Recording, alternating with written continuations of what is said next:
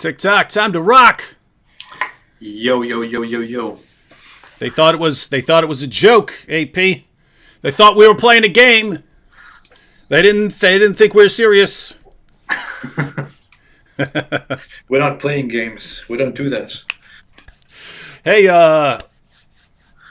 good evening, good afternoon, good morning to everyone who's watching from all around the world. Shout out to the Boom Squad. I see you guys over there in the chat. I've seen the emojis here while we're getting ready. AP, how you doing? I am doing very good. I'm doing very well. Everything is. Oh wait, I'm having my wrong microphone. Last time I joined, I noticed that the wrong microphone was on, so my sound quality was kind of bad. I'm going to switch that quickly. Oh, yeah, you sounded fine before, but yeah, now you have a different kind of sound. Go ahead. Now I sound better, right? Yeah, now I sound good. Yeah, awesome. now you sound more like a psychiatrist. Share your feelings with the group. That's good. So thank you everyone for joining and for listening to my voice, which it is a pleasure to share this. Don't take me seriously. Don't cringe right now. You can save your cringe for the greatest human in history who had the ability to have sexual intercourse with 9 of his wives in one night, and it would only take one bath. Hey, that was his superpower. Hey, you forgot YouTube's new terms of service went into effect, and they have new rules, and they're about to release, I think in January, the new community guidelines. So, AP, we have to get with the program, man. We can't be condemning Muhammad for all this stuff that we used to condemn him for, right? We have to adapt. We have to say, it was a different time.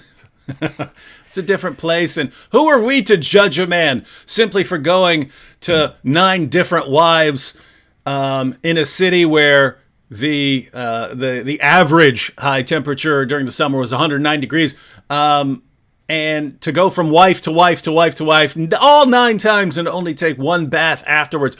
Who are we to say that there's anything wrong with that? So, guys, we're becoming the new Sharia compliant YouTube community guidelines compliant David Wood and Apostate Prophet, because we don't want to hurt anyone's feelings, because here on YouTube now, if you hurt someone's feelings, it's hate speech. Dear YouTube trust and safety team, dear viewers, dear gentle, wonderful, kind viewers, I want to sincerely apologize for all the disrespect that I meant and said previously about the Prophet Muhammad, who was undoubtedly a morally very different man, and whom we can, because he was very different, whom we cannot judge. And if I did judge him before, if I made such a mistake, I just don't judge me, please. We have changed. We have learned that we have changed. We are different now. We are different men, and I thank the Apostate Prophet for his heartfelt apology. And I'd like to apologize for sharing so many facts. Years ago, I started reading the Muslim sources, and I noticed how it was completely different from what Muslim leaders were telling their followers in the mosques and so on. And so the Muslim population had a completely twisted view of Muhammad and his teachings and his example. And they're going around saying these things about Muhammad that were completely false according to their own sources. And so I didn't like the fact that so many people were trapped in ignorance, and I wanted to show them the truth so that they could make an informed decision about what they wanted to believe and not be basing their views upon deception and manipulation. But I now recognize that was hateful of me. That was very, very hateful of me to want people to be able to think for themselves and form conclusions based on true claims. That was hateful of me. I should have just supported the deception and the manipulation, and I should have just gone along with it. That's what YouTube wants. That's what we're left with. Just like me, I think everyone can hear the sincerity in David's voice, and how it comes from the bottom of his heart. And right here. Right there. It comes from my aorta. It comes right from my aorta. That is absolutely right. So. Which Allah severed on Muhammad for lying. Wait, dang it! You cannot say that. Bad, David. Bad. You cannot Bad, say David. that. Stop that. We Okay. are different people now. Different people. Can't connect the dots in Islam. You can't point out that Allah said he would sever Muhammad's aorta for inventing a false revelation, and then point out that Muhammad died saying he could feel his aorta being severed. You can't make connections like that. It's hate speech. It's hate speech to do that. I apologize, everyone. I didn't mean to do that. All right, AP, we actually have a perfect example here of what we're talking about. Check this out. Am I the perfect example? No. This comment I'm pulling up right now. Okay. I know, I'm just kidding. So we've got the Swagger Husky here. We've got the Swagger Husky, and he says, David Wood, if you see my super chat, Muslims pride their religion on modesty right now, but how can they pride it on modesty if their prophet ordered Muslim women to suckle or breastfeed grown men? How is that modesty? Now, AP, why don't you explain what the situation is? Because there are always viewers who, joined in because, they subscribe based on some other video they saw, and they don't know a lot of these issues. Why don't you tell people what this issue is in Islamic history? And, I have to be very honest, David. Yeah, and maybe we'll tell them what we would have said years ago when, criticizing anything Muhammad said wasn't hate speech, and but then we'll go on to praise and glorify Muhammad for this brilliant and beautiful teaching. But go ahead. Well, the issue here, the single problem that I have here is that I have so much respect for that topic, for the suckling, that I haven't ever actually looked into it in detail. I never could bring myself to, in all my humility, I could never actually sit down and read that, because I thought I'm not worthy of actually informing myself on the topic at all. So that is always something that I left to people who are more important than I am. Oh, you've never made a video on this, have you? No, I haven't. Well, I've made like 8 videos on this, so so let me go through it real quick. You're a professional in that topic, so go ahead. So here's what you have, and you could go to you could go to my videos on this, but here's what happened in Islamic history. An issue arose because adultery was a concern, and we already saw the issue with Muhammad so much as seeing a woman walking down the street. AP, go ahead and break that down for us real quick in case they didn't see our videos last time. But we'll see how this is actually connected to the issue of breastfeeding. Oh, Muhammad, the Holy Prophet Muhammad one day was walking outside, and he saw a woman who was walking through the streets, and who was being a woman. Imagine a woman is walking through the streets. Can you think of that? And Muhammad saw that woman, and he immediately felt disturbed by the sight of the woman. He thought, this cannot be, a woman in the street. So he rushed home to one of the homes of his wives. Muhammad had multiple homes, each for each wife. So he found his dearest, very attractive wife, Zainab, who is also his cousin. He found her tanning leather, being in the middle of a very dirty profession.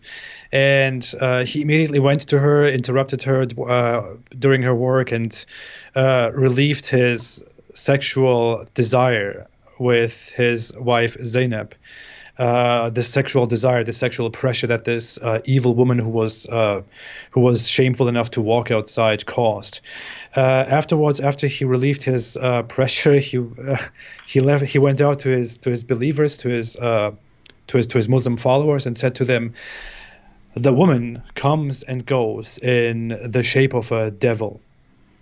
So if one of you sees a woman, he should immediately go to his wife, because that will relieve what he feels in his heart." Yeah, guys. So keep in mind, Muhammad sees a woman on the street. He has to run home because his sexual desires are out of control, and it's the woman who's the devil, not him for having perverted thoughts about a random woman who's walking down the street. It's not his fault. It's her fault. She's the devil. Well, what does that mean? It means that if a man starts lusting after a woman, which Muhammad did, he's the perfect man after all, if a man starts lusting after a woman, it's the woman's fault. And so this is connected to Islam's claims that that women need to cover themselves, right? Women need to cover their heads at least, cover their faces is even better, according to many Muslim scholars. But they have to cover themselves. Why? It's their responsibility. Well, think about how this is connected to the issue of suckling grown men. Obviously, women are supposed to cover themselves and so on, but there's a situation where a woman might be working around a man on more familiar terms. In other words, if she has a man who works in her household, right? So male slave or something like that, someone who works in her house when she's not out and might not necessarily be fully covered and so on. How is a man supposed to know that his wife is being faithful when she might be around another man, right? And if she tempts him, it's her fault anyway, right? According to Islam. So this issue was brought to Muhammad. A man came to Muhammad and said, Muhammad, I've got a problem. I go out of town and we have a man who works in our house around my wife. How am I going to know that she's remaining faithful when I'm gone? So Muhammad went to Allah through the angel Gabriel to get the revelation. Keep in mind, though, the angel who revealed this to Muhammad is the source of all of Muhammad's revelations in the Quran, according to Islam. The angel Gabriel. The angel Gabriel revealed as part of the Quran that if you're worried about your wife maintaining her chastity around other guys, very simply, you have her breastfeed the man 10 times. You have her breastfeed the man 10 times. So that was the solution that Allah sent to Muhammad through the angel Gabriel. Have your wife put her breasts in the man's mouth on 10 occasions. And what this will do is he'll be her foster son, basically, right? He'll be her foster son, and so he won't be attracted to his foster mom. That would be gross. Now, This is very important. Yeah, well, that is so. There. By the way, there are a couple things here. One, you had that revelation. Women didn't like it. Women complained. So that actually got abrogated. That revelation got abrogated and changed to 5. So you have to breastfeed them 5 times, and it's even in the Muslim sources. It can't just be once or twice. That's not enough to really firmly establish you as the guy's foster mom. So it's got to be 5 or 10 times to really establish that you are a foster mom, and so that this man will no longer be sexually attracted to you. So basically, you have to put your breasts in this man's face and in his mouth so many times that he won't be attracted to you anymore. This is the solution of the great God Allah. Now, notice the problem here, right? Obviously, breastfeeding a man doesn't make you like his it doesn't make you his real mother, right? It doesn't make you his real mother. How did I never make a video on this? I should have made a video on this, AP. If you want an awesome video topic, AP, here it goes. Good. Yeah, I see you want to jump in. Go ahead. Now I'm going to tell you the awesome point here. No, I'm amazed right now by why I never went into this, why I never read more about this, why I never talked about this, why I never made a topic about this. It's about to get awesomer. Okay. Check this out, right? So the reason is, I think you can make like a top 10 list of all the problems here, right? Because, you have the issue of, well, wait a minute, it's supposedly in the Quran. You go to the Muslim sources, it's supposed to be in the Quran. The verse about breastfeeding an adult 10 times and the verse about breastfeeding an adult 5 times. They're supposed to be in the Quran. They're not in the Quran. What happened? Well, according to Sunan Ibn Majah, 1954, Aisha had the only copy, and a sheep came in and ate the copy after Muhammad's death. Notice, after Muhammad died, that's when these verses came up missing, because Aisha was the only one who had the copy. So that's one issue. But what I wanted to make a video, I pointed all that out before. What I don't think I've ever pointed out, and I really think is worthy of a video, and I think it's kind of a devastating point, right? Notice the claim. Breastfeeding an adult man, that's not going to make you his biological mother. So why should that stop the two of you from having sex? And it's, well, yeah, but I've officially, in some Islamic sense, become his foster mother, so he's like my adopted son now, and I can't have sexual relations there. Wait a minute, wait a minute, wait a minute, wait a minute, wait a minute. What did we learn from the incident with Zainab? Everyone remember? Yeah. So Muhammad had an adopted son, and then Muhammad married his wife, which was illegal in Islam for real sons. You couldn't marry the you couldn't marry the wife of your real son. But Allah jumped in there and said, hey, they're not your real sons, so it doesn't matter, right? No, wait a minute. If adopting someone as your real son does not establish any rules about who and who you're not allowed to have sex with, then how in the name of common sense can you say breastfeeding a man 10 times makes him technically your foster son, and therefore you couldn't have sex with him? Do you understand the problem here? It's like in the issue of the breastfeeding, it's saying, oh, since you guys have some weird non-biological relationship that's similar to adoption here, then you guys are never going to have sex, and we know this. But then when Muhammad gets into a sexual relationship with his adopted son's wife after causing the divorce, and the objection arises, wait a minute, you can't do that with your son's wife. That's forbidden. The response is no. We're not. There's no real relationship there. You see the problem? If fostering or adopting, you got to pick one. Muslims have to pick one. If fostering someone establishes some real relationship that you can classify things as haram and so on with, then the same would apply with Muhammad's adopted son. Likewise, if adopting a son does not establish any rules about what you're allowed to do sexually, if it doesn't do that, then why would it do that with breastfeeding a man 10 times? You see, it's almost like Muhammad's just inventing this as he goes along. And wait, dang it! Have I been making fun of him this entire time? I keep forgetting, man. Don't do it. It's happening. I apologize, everyone. I didn't mean anything I just said. We are new people. It seems like, if you look at it, it looks like Muhammad made an arbitrary rule about suckling, where through suckling a woman becomes your mother, and you cannot have sex with her anymore, and you cannot be attracted to her anymore.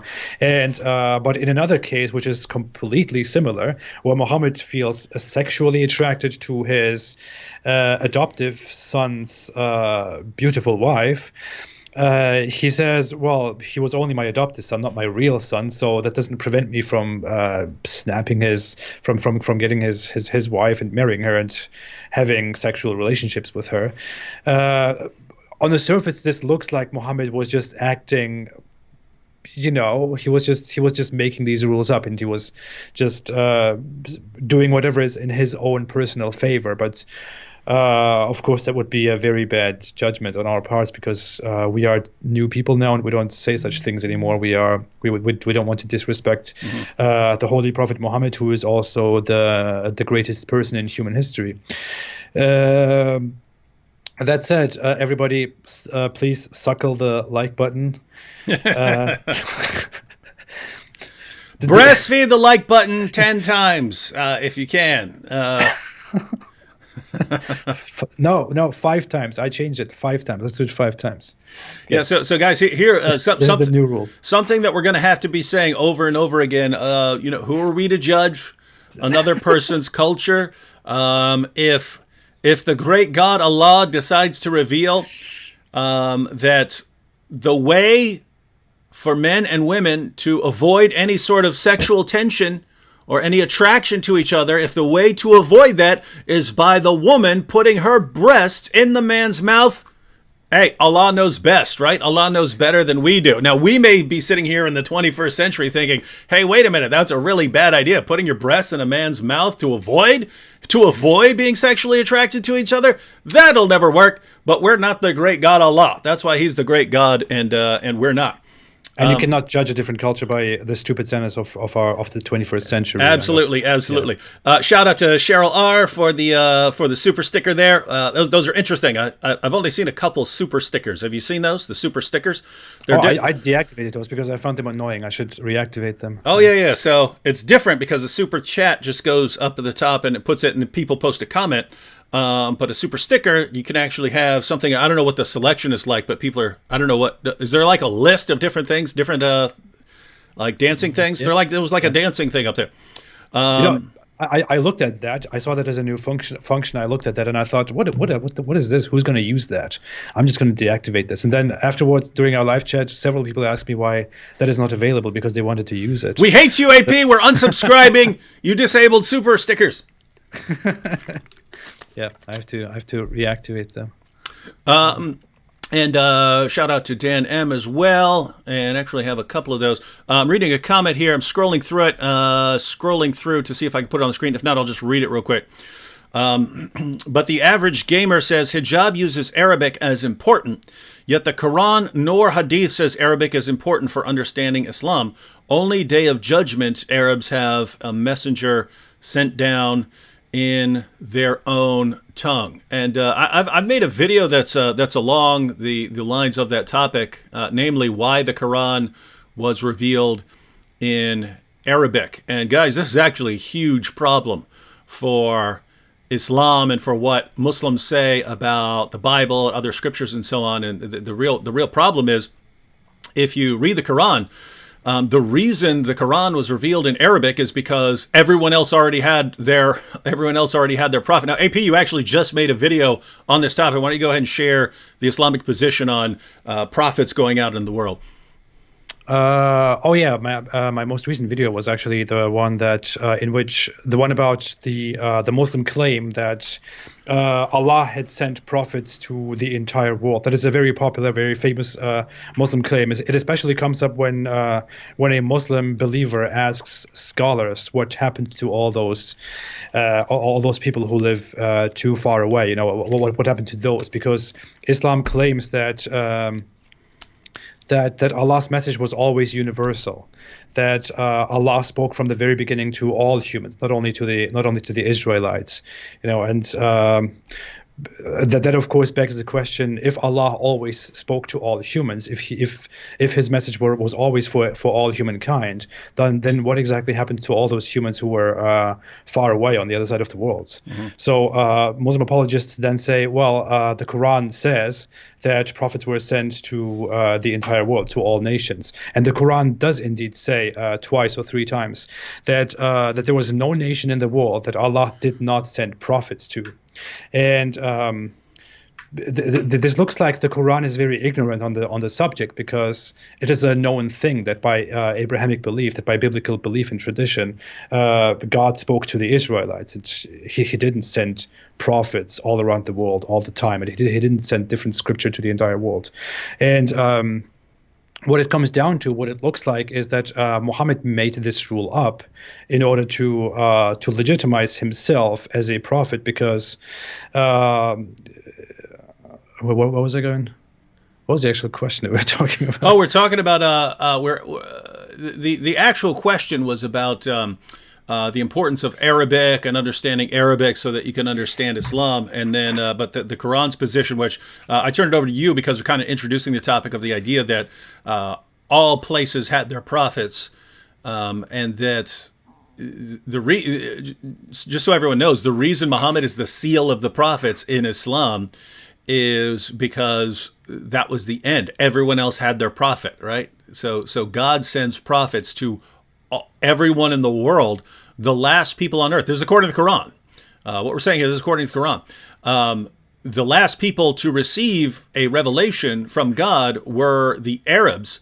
So, and according to the Quran, if the Arabs were standing before Allah on Judgment Day, and they were the only people who didn't have a prophet in their language, they could say, hey, if we'd had a revelation in our own language, then we would have served God better than all these other people. Oh. Yeah, and in order to block that defense on Judgment Day, Allah sent them an Arabic prophet, a prophet who speaks Arabic and delivers a revelation in Arabic. And what you see in the Quran, you can look at Surah 5, verse 43. Jews come to Muhammad to settle a dispute. And Allah's response is, why are they coming to you when they have the Torah? Notice what that's actually saying. What Allah is saying, hey, you're a prophet to the Arabs. The Jews have a revelation in their own language. Why in the world are they coming to you, right? Notice the underlying assumption in the entire reason for revealing the Quran in Arabic, the entire basis for revealing the Quran in Arabic is that people need a revelation in their own language, so they don't have to listen to translators. They don't have to go out and learn another language. Notice, it's just hilarious that Muslims today know everyone needs to read one book, the Quran, and everyone needs to go out and learn Arabic. Allah could have said that to the Arabs in the 7th century. So, well, if you want a revelation, go ask the Jews and learn Hebrew. Right? He doesn't say that. The assumption is that they need a revelation in their own language. But supposedly, according to the Quran, everyone already had that, right? Everyone has a revelation. And so when the Jews come to Muhammad to settle a dispute, Allah's response is, they don't need you, Muhammad. Tell them to go to their Torah. And then just a few verses later, Allah says, and the Christians judge by what Allah has revealed in the gospel. And then the next verse, chapter 5, verse 48, says that Muslims judge by the Quran. So the actual picture you get from the Muslim sources is that each group has a revelation in their own language that they can understand in their own language without someone telling them what it says and without them having to go out and learn all these other languages. That's the position of the Quran. Notice that completely destroys what Muslims believe about the Quran today. It doesn't make any sense. Yeah, it also says that if Allah had willed, He would have created all of you as one nation, but He did not. He created you as separate people, which also refers to the religious groups. So, yeah, that combines to how ridiculous it is that Muslims that later Islam suddenly turned into this religion that wants to absorb all the subjugate and absorb all the other religions and wants to turn the entire world into Muslims, including destroying Judaism and Christianity. Yeah. It doesn't make sense. It contradicts with its own scripture. That is ridiculous. Got some problems. Go ahead. Good. Well, yeah. No, I was just agreeing with you. Go ahead.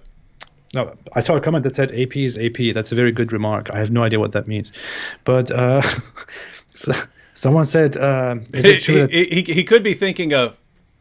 I don't know what he's thinking of because they're different APs, but my kids are in school right now, so AP is advanced placement, right? So that's when you're taking college level classes in high school. So AP is advanced placement. I don't know if they're thinking of some other AP. Oh, well, I appreciate that. Thank you. Mm-hmm. Someone said, Tech9 Holder said, AP, is it true that if you leave Islam, you gain 15 IQ? It is actually 30.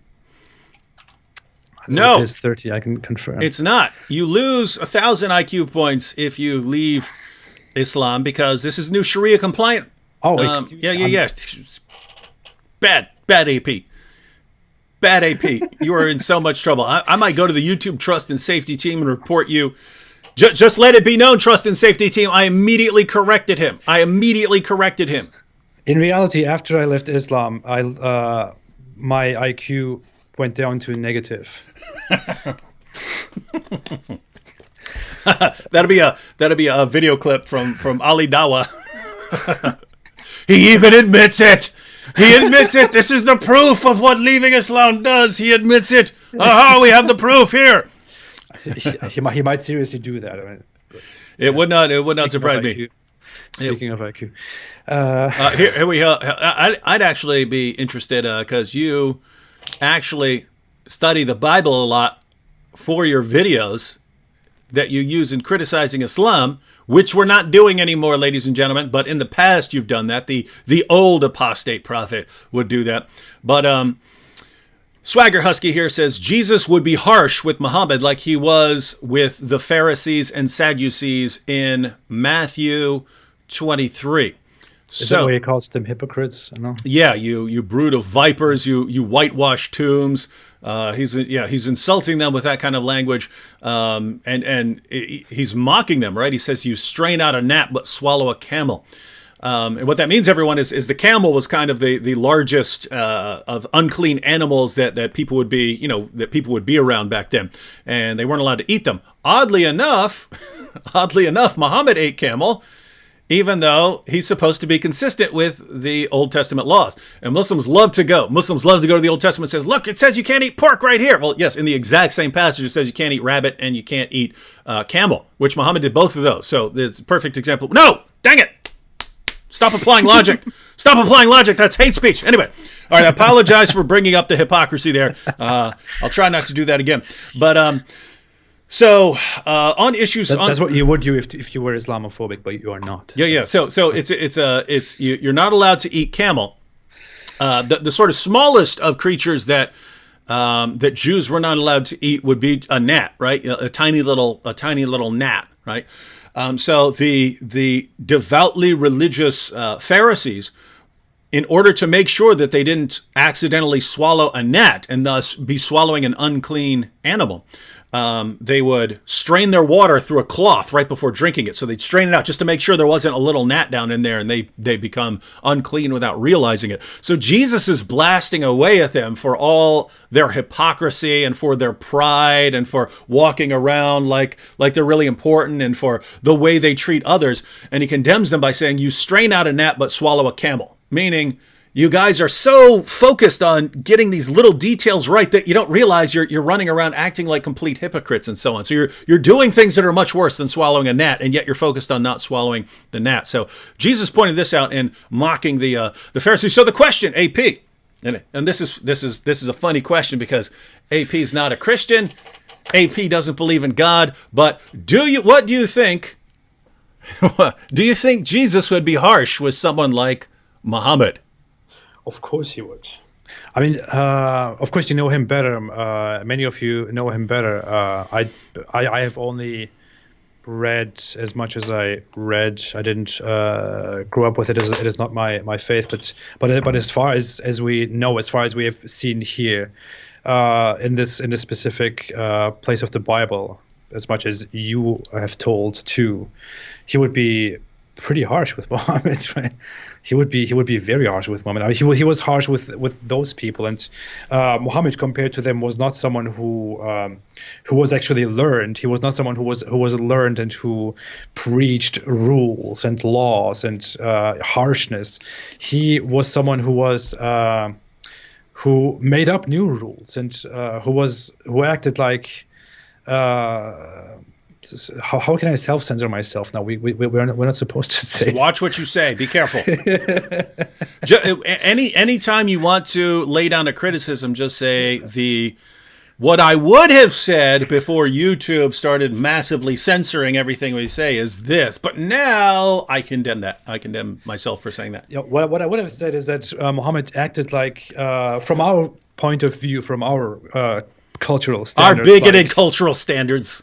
Our stupid 21st century standards, he acted like a complete animal and an idiot from out of this world who didn't know anything at all and who was uneducated, as the Quran itself calls him as well, and hijacked religion, hijacked Christianity, hijacked Judaism, hijacked the rules, the scripture, the tradition, the God, everything, basically literally everything, and turned it into a new, completely perverted religion that was so much more extreme, that was shallow but harsh to its people, that was built on rules for every moment in your life, and rules that don't make any sense, rules that are completely arbitrary, that go by his 7th century desires that are, of course, from a different culture, which we cannot judge. And of course, he would have been, I guess he would have been extremely harsh with him. Mm-hmm. I would be very interested in actually in having heard that. Yeah. So yeah, guys, I've talked about this a lot in previous videos when this has come up, because we read the Bible and it encourages loving people and so on, and so the idea is, well, you're not being loving if you're savagely criticizing Muhammad. And then so the biblical response is, wait a minute, Jesus was absolutely brutal in his criticism of religious leaders who were leading other people astray. So do you think he was being loving in that situation or not? I would say yes. I would say in that situation, that was the most loving thing he could do, right? Yeah. And so with Muhammad, if you've got people who have been manipulated and lied to all their lives, and we have an opportunity to expose him in epic fashion, then think about this, guys. The times when you really see massive insults and mockery from people in the Bible, when you see prophets just mocking people, when you see in the New Testament, whether it's Jesus or one of the apostles, when they're just mocking someone, it's religious leaders. That's who get it, right? It's religious leaders who are leading other people astray. They're the receivers of mockery. And so as a Christian, as someone who believes in the Bible, I have to look at that and say, well, when the Bible tells me, hey, I'm supposed to love others, I'm supposed to pray for those who persecute us and so on, that has to be consistent with us mocking people who are leading others astray. It has to be consistent. Otherwise, Jesus just wasn't consistent. Jesus was a big hypocrite himself, which is what he was condemning in everyone else. So, and guys, I believe that's absolutely correct. I believe that if you are someone like Muhammad who did the things that Muhammad did, I think you brought this on yourself, right? You deserve it. Yep. You deserve it, and it's the best thing for those who are watching to see you mocked. And if you were still around, I would think it's the best thing for him as well. It's the best thing for him to actually be mocked and be put in his place.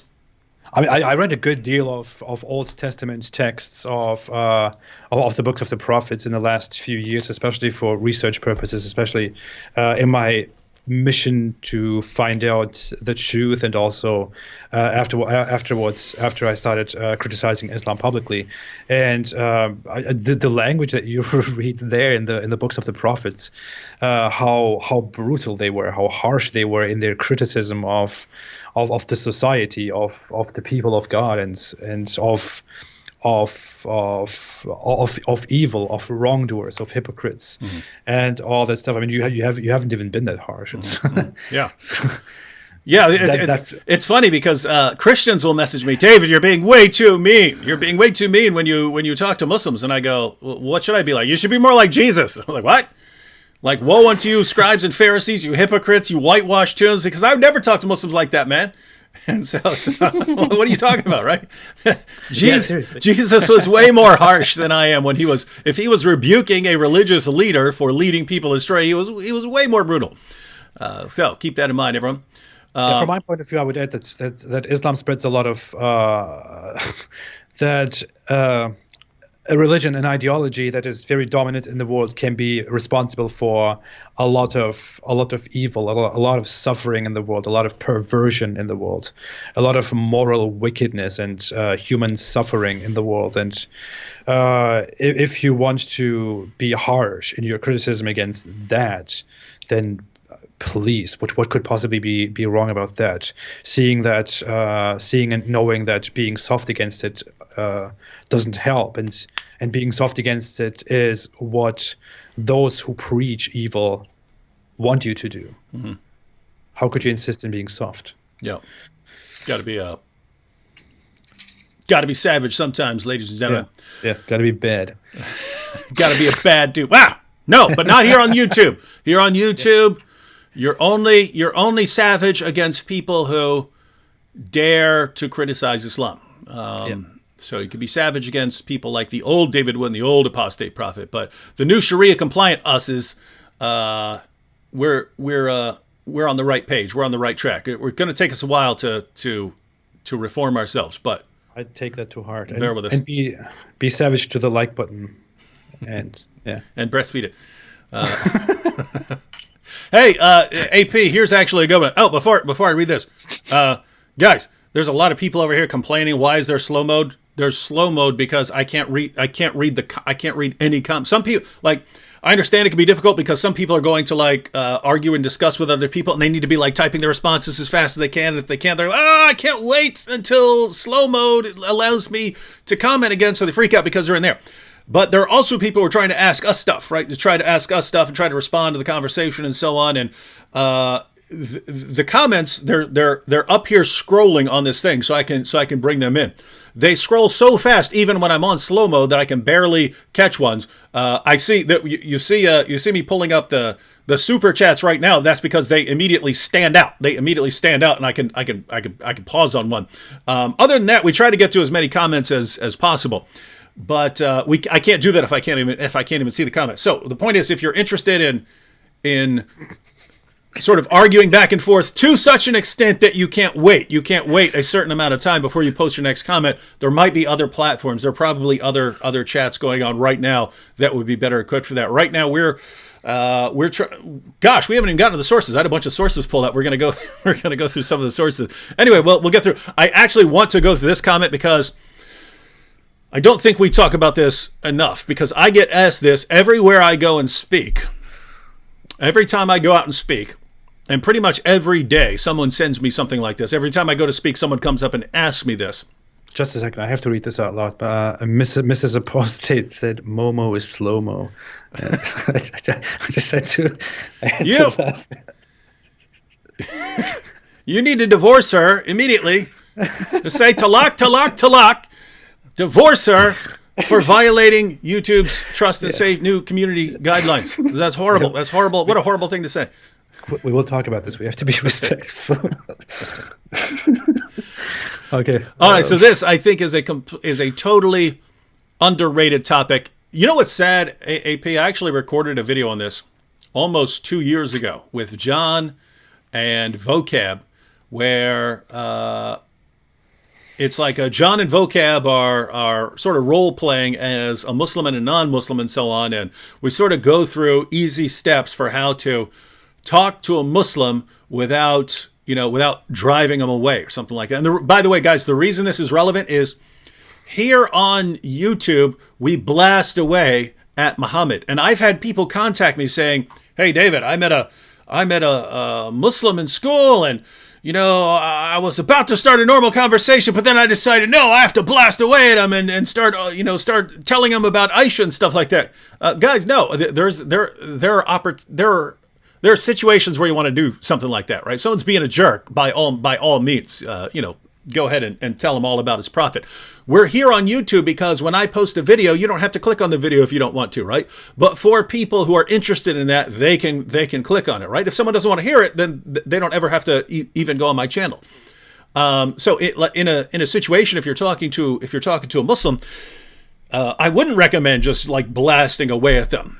Simply because, the main reason is I don't believe that's the most effective way of getting information across in a one-on-one situation. I believe there are more effective ways. So anyway, we made an entire, probably 25 to 30 minute is what it'll end up being, video.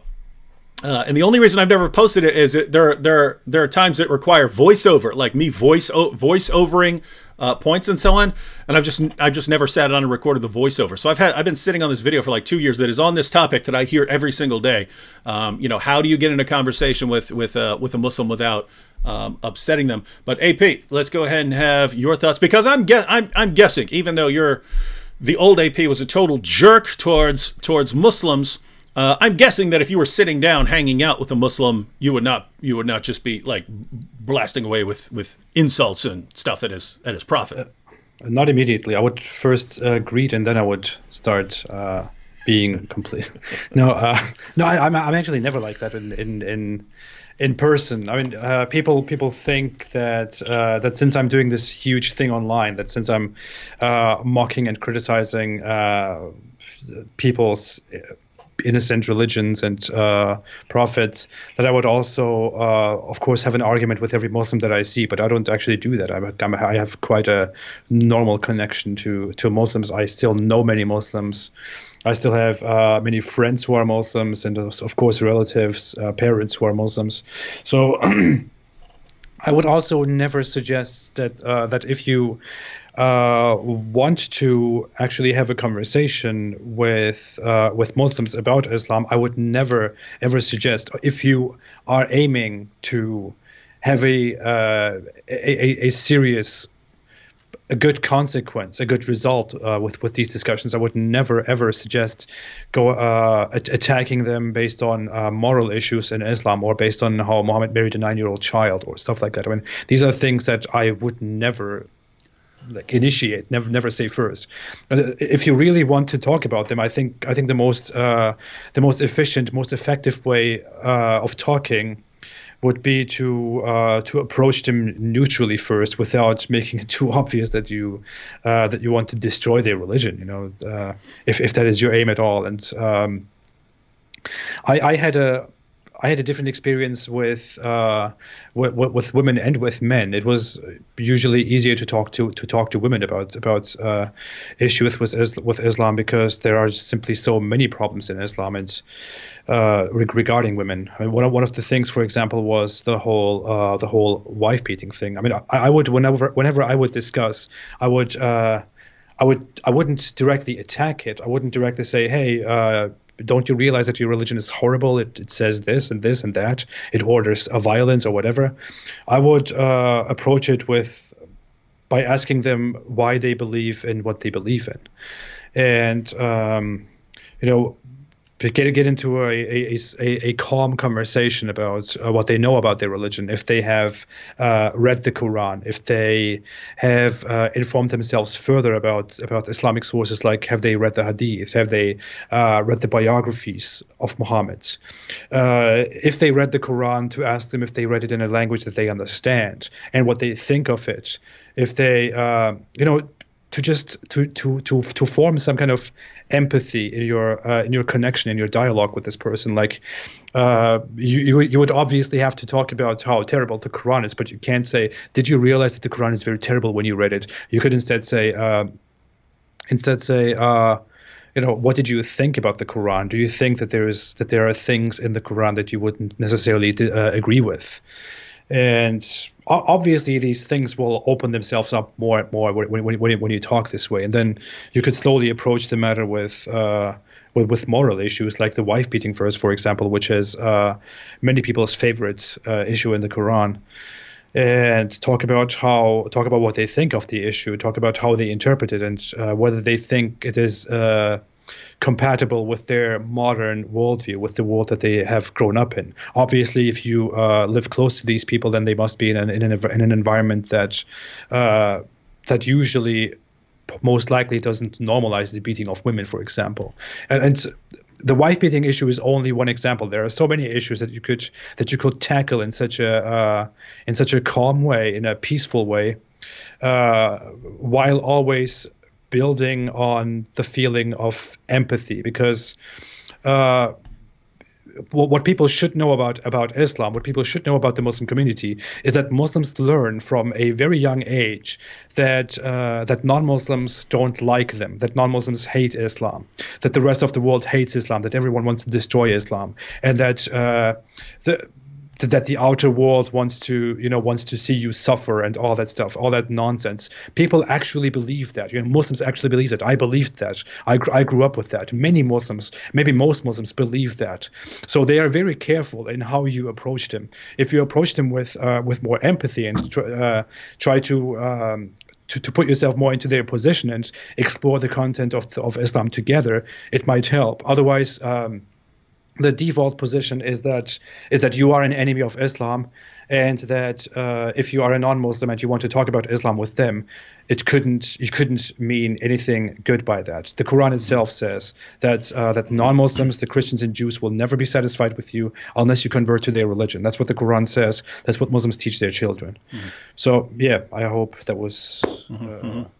That answers the question. Yeah, what I normally tell people here. So here's the short answer. Questions, ladies and gentlemen.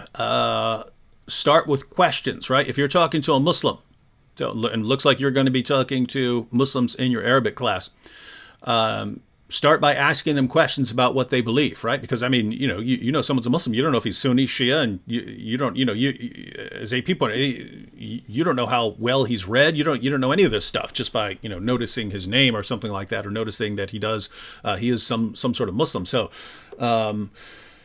start asking questions, not critical questions, just, what do you believe about Muhammad? What do you believe about the Quran? What do you believe about God? What do you believe about the Bible? What do you believe about Jesus? These kinds of things, right? And then you start to get an idea of what he believes. And notice those are all very non-threatening. I mean, think if you're a Christian, someone comes up to you and starts asking, hey, what do you believe about Jesus? You'd normally be thrilled, right? Well, guess what? Muslims are happy if someone's asking them questions about what they believe. We've been trained in the West to think, you don't bring these things up because, you don't talk about these things.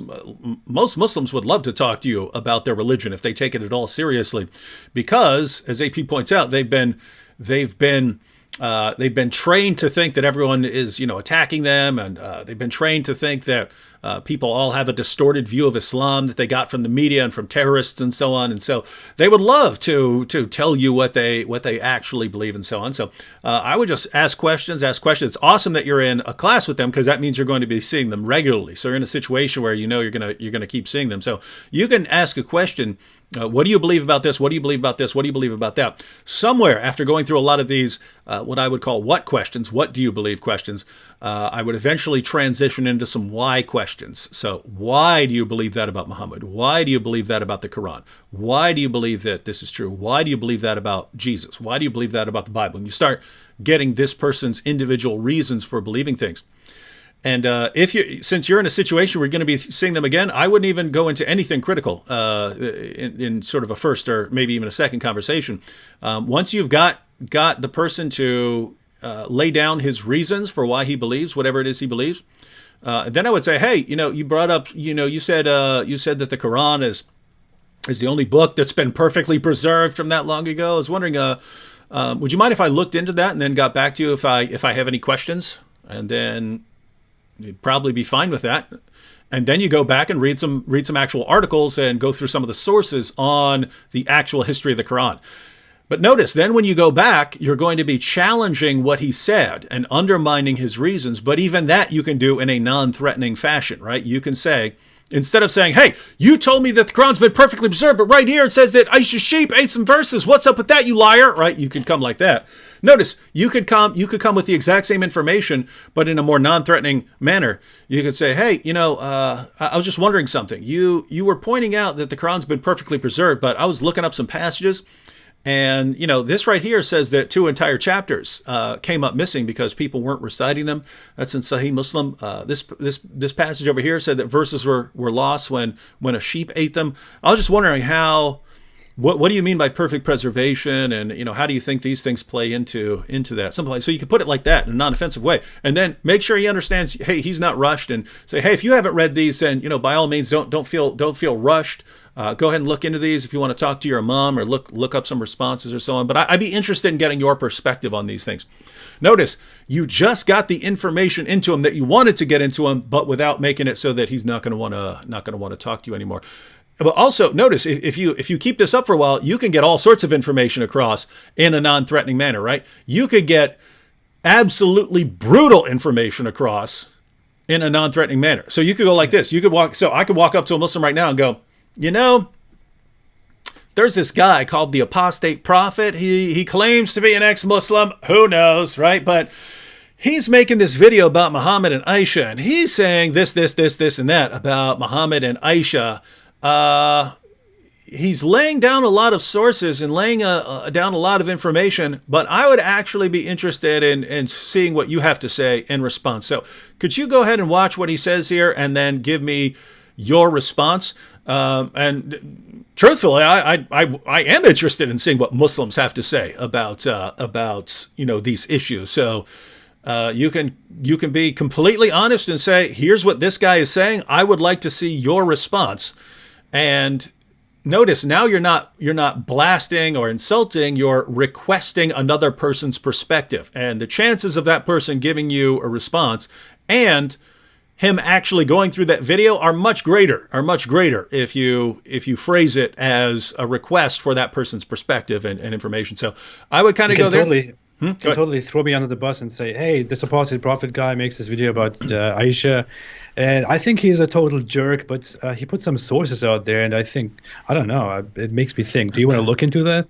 Yeah, you can do that with both of us, by the way, ladies and gentlemen. We're both totally comfortable with you walking up to people going, these scumbags on YouTube, David Wood and the Apostate Prophet. You should hear the things they say about your prophet. But disgusting. But they are putting out your sources, right? They are saying that this is in your sources. So I was wondering, do you have a response? Do you know of some good response to these horrible things these men are saying? So that's the way to go about it. And notice then you just keep doing that, right? Like if I were to walk in and say, hey, you said the Quran's been perfectly preserved. What do you do with these 2 or 3 things? I would just pick 2 or 3 things, bring them up. And then whatever he says in response, blah, blah, blah, this sources are wrong. I would just, okay, I wouldn't even really argue it if it's a situation where I know, hey, I'm going to be able to talk to him next week and the next week and the next week. Probably wouldn't even really challenge him. I'd just thank him and so on. And then, the next week I'd come with something else. Hey, what do you said that Muhammad, blah, blah, blah, blah, blah. What do you think about this? Notice if you keep doing that, Your main goal in a situation like that is to get information into their heads that they are not getting from their leaders, right? That they're not getting from their schools, that they're not getting from journalists, that they're not getting from Hollywood. There's all this information that's in the Muslim sources that they are never going to get because they do not read the sources themselves, and the people who do read their sources don't tell them.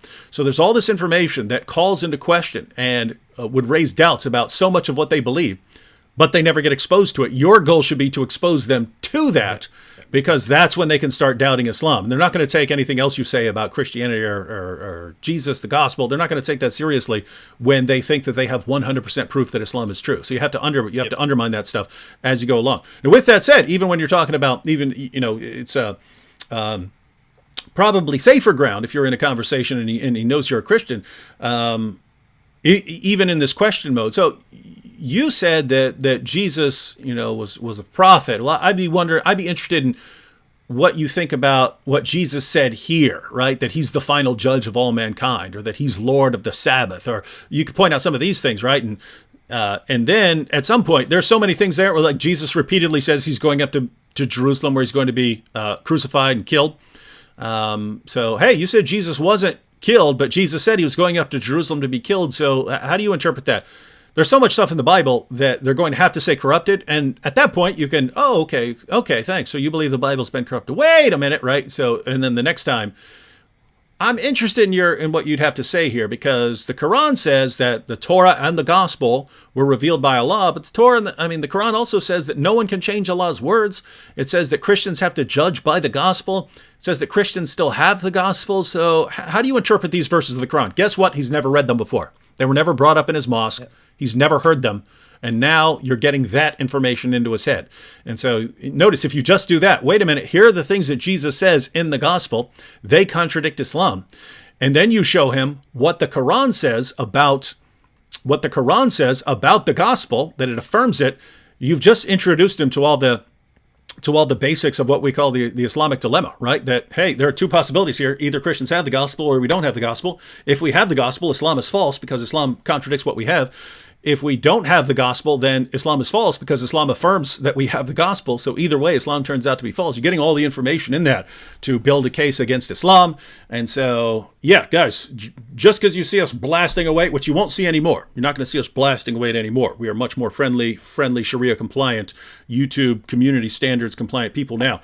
Totally respectful people. But yeah, just because you saw us in the past and we're blasting away at Islam, that is not how we would act in a one-on-one conversation, where there are much better ways. So guys, there are different situations that you're in. If you're writing something, that's a different situation from doing a YouTube video, which is a different situation from doing a lecture, which is a different situation from doing a debate, which is a different situation from speaking in a small group, which is a different situation from speaking at a Q&A in a mosque, which is a different situation from a one-on-one conversation. These are all different situations. So basically, it's a different situation. So. Different situations, and different situations require different methods as far as effective communication. All right. We're going to take some more comments. Have you seen some? I'm guessing you got some comments you'd like to address over there. I actually don't. Really? I'm just reading. I'm reading through the chat, and I'm just enjoying it. People, I really enjoy the conversations here. I don't see many questions, actually. I don't know. All right. Let's see. I got a couple here. So we got Love23D. Love23D said, "You are amazing." And then you got the this dancing, this cool dancing. I don't know what that is.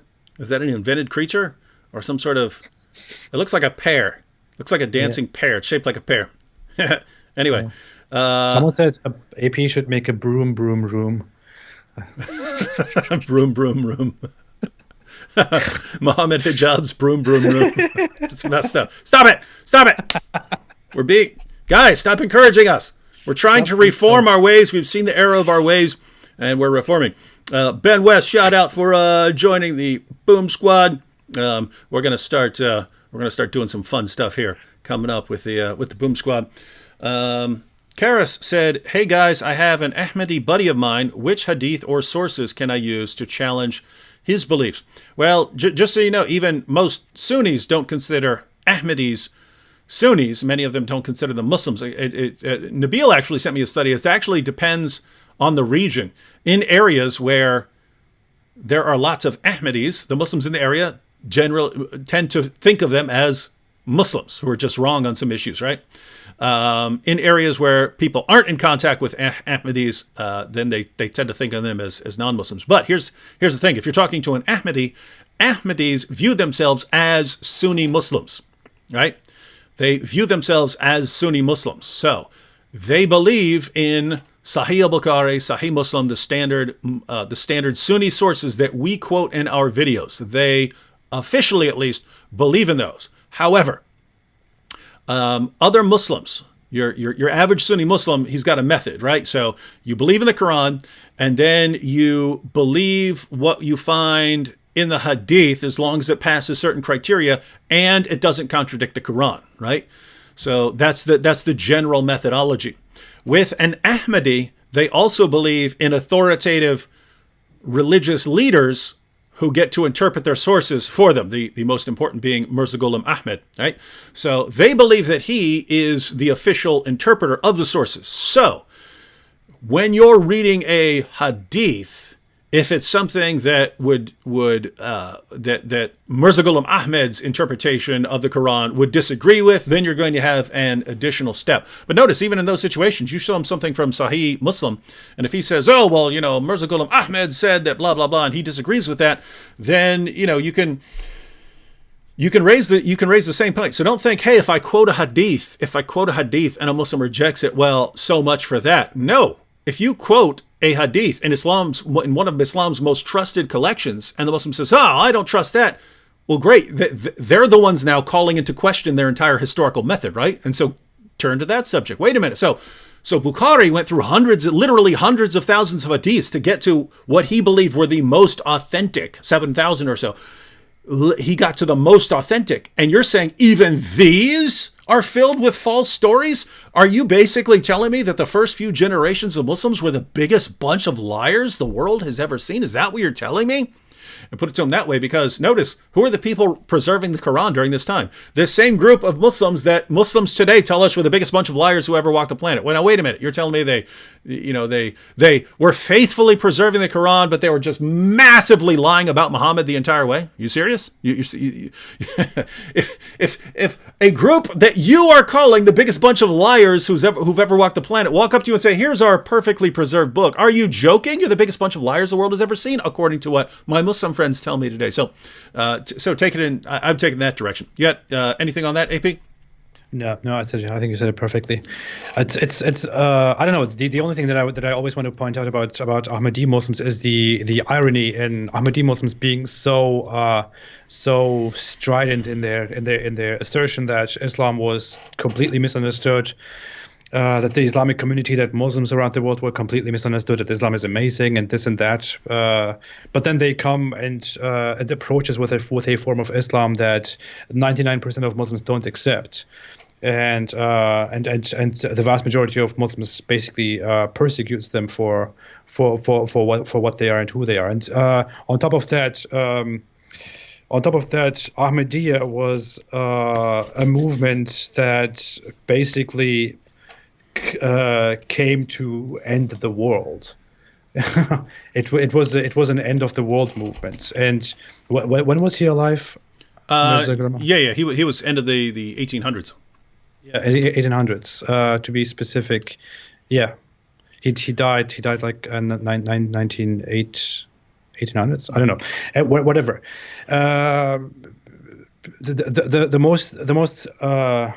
The most fundamental thing about Ahmadiyya is that the end time signs, the vast end time signs have happened. So according to Ahmadi Islam, the world should have actually ended during his lifetime or immediately after his lifetime. So by the Ahmadi logic, we couldn't be alive right now. We couldn't be going on in this world right now. Mm-hmm. And that is a serious thing that Ahmadi Muslims should look into, considering that they make claims on the Messiah title, the Mahdi title, and so on. But I don't know. I would love to actually make an entire video about that, to lay that down with all its details. Hey, if you really want to. My goodness, if you really want to read some stuff, read some Ahmadi books. I did, because when I was way back when I was friends with Nabil, and Nabil was never pushing Ahmadi stuff on me, right? He's just pushing that Muhammad was a prophet and that the Quran is the truth and Muhammad is the greatest man who ever lived and stuff. But I knew he's an Ahmadi. So I have a natural inclination if I'm, I want to get to the bottom of what people believe if I'm having a discussion. So I started reading the Ahmadi books as well. And this was a long time ago. So this is almost 20 years ago. But I thought this was the stupidest stuff I'd ever read in my life. It was bad. I mean, the Mirza Ghulam Ahmed stuff was just filled with the boastful and my arguments are the only ones grounded in logic that no one can refute because of the utter brilliance and blah blah blah. It's the sort of stuff that for people who aren't able to follow arguments, they see someone boasting like that. I mean, we deal with this with the online internet Muslim apologists, right? That if they're boasting the loudest that they've refuted something, that their listeners aren't actually following the arguments or not paying attention. They just, this is the guy who's boasting most, so he must be right. It's like that, and then but like the points will be so the points in these Ahmadi books will be like Christians believe in the Trinity. But if the Trinity were true, planets would be shaped like triangles, not like spheres. The spheres show that they're created by someone who is absolutely one, and therefore the Islamic view is correct. But yeah, so the arguments would be if the Trinity were true, planets would be triangles. And so it's just stuff like that, and yeah, they love it. Okay. A couple comments here. John V says, David Wood, are you familiar with Frank Turk? Of course, I'm friends with Frank Turk. You should collaborate with him. Oh, we're collaborating in ways that no one is aware of. I went and spoke at his CIA conference over there over the summer. That's not a conference for what we think of as the CIA. It's the Cross-Examined Instructor Academy. So we train people how to also go out and be apologists. So I was one of the speakers there. But even more important than that, Jorge is the guy who does the online social media stuff for Frank Turk, and we're actually meeting with a bunch of Christian apologists who are online in early February, and let's just say we're taking things to whole new levels, but should be interesting. But yeah, great. Tech9 Holder says, D Wood, how's your scar? Well, I don't know. You can. Is that right here? So right there. Not terrible. Looks like it's healing up. But yeah, for anyone who doesn't know what that's about, they had skin cancer, so they chopped it out. I should debate Frank Turek. Oh, here together. Oh yeah. Yeah. I'll. Yeah. Hey. All against me. Hey. We should debate, but I'll give like the most horrible arguments ever, and then like you'll become a hero of atheists, right? You'll become a hero of atheists around the world. He destroyed David Wood. But then later you'll convert to Christianity and you'll take all those atheists with you. That'd be awesome. Okay. And in the end I'll convert to Islam. Yeah. Along those lines. D to the Will says, hey, David and AP. I'm bringing this up because I hadn't thought of this, but this is actually cool. I mean, I thought of the EPS conference. I'm definitely going, but hadn't thought of you going. This is actually cool. So it says, hey, David and AP, are you guys going to be at the ETS conference next year in Rhode Island? And he mentions it's on Christianity and Islam. So that's why you might actually want to go, AP. Every year, basically it's a Christian theological society and a Christian philosophical society, but it's scholars. They get together and deliver papers on some topic. Like this year was the topic this year that we just had was Christ in all Scripture and so on. But it can be different situations, and it'll be a different sort of theme each year. But next year, 2020, the theme is Christianity and Islam. So there are going to be tons of papers on Islam. And I know since you deal with a lot of topics where you're dealing with problems with Islam that are actually because of Islam's problems with something it says about prophets or something like that in the Bible, you might want to go. So just so you know, we usually, would be amazing. We'll rent a big Airbnb house with like 5 or 6 rooms. So I will cover your costs, AP, if you want to come to that. But what's cool is you have these guys at different academics at different schools and stuff, and a lot of them will just bring stuff you've never heard before because it's based on like the cutting edge stuff that they're dealing with in their field. So, but it's cool because you'll get a big schedule and it'll say the names of it'll say the topics of all the presentations, and there will be probably between 1,000 and 2,000 presentations and stuff like that. And you can sort of pick the ones you want to go to, and you go to those. And when you're not going to one of those, you just hang out with cool people. Anyway. That would be awesome. Yep. Actually, I would be interested in that. I deal a lot with topics that are about the Bible and the Quran, about the prophets and Muhammad, generally Abrahamic religion and Islam. Mm-hmm. One of the biggest things that I went into recently was whether Allah and the Abrahamic God are the same God or not. Mm-hmm. So it's actually something I would totally enjoy. Yeah, Let's do it. All right, we are there. So those of you who are going to EPS and ETS next year in Rhode Island, I don't know why they picked that place up there. I'm good with the cold, but lots of other people don't like the cold, and they always have it in November. And then a lot of people don't like the road. People who don't like the cold don't like the Rhode Island setting. But you're a little up north, so you're good to go. Yeah, I would like that. Oh, it'll be fun. Just so you know, me, Vocab, John. Oh, we could record stuff while we're there. Oh, yeah. Yeah, me, Vocab, John McCrae, bunch of guys. Yeah.